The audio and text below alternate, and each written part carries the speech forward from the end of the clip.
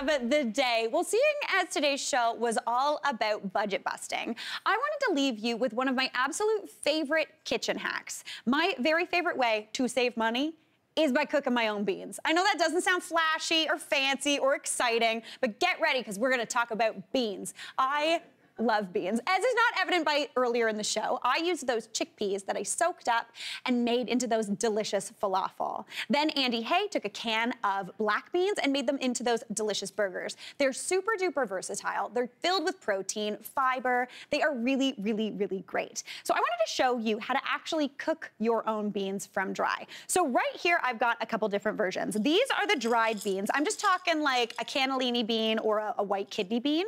And essentially, just like with those chickpeas, once you soak those in water for about 8 hours or overnight, you get about 3 times the amount of beans. They just balloon up, you get way more, which is absolutely perfect because then when you're shopping, if you gotta lug them home, they take up way less space in your pantry and they're way cheaper. So once those beans are soaked, this is how I like to cook them up. You wanna drain off the water that you soaked those beans in, and this works for any sort of bean, and then just add them into a pot of water. Just cool tap water is perfect.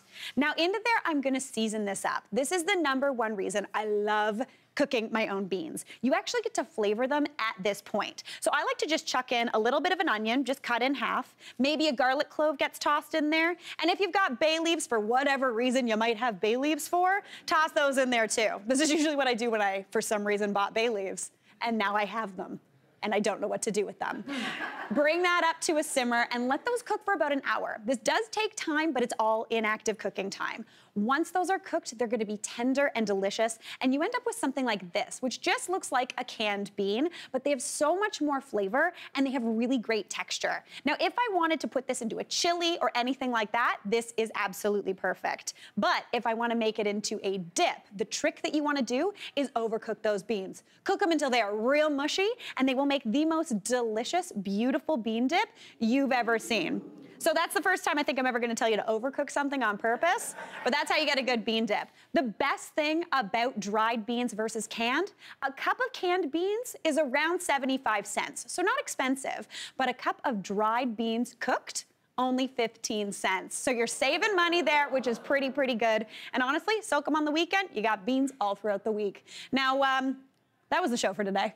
Who'd have thought we just talk about beans the whole time, but honestly, I'm excited about it. We will see you next time for more of the good stuff. Beans! Hey, Mary here. What did you think? Drop your comments below, and don't forget to like and subscribe for more of the good stuff.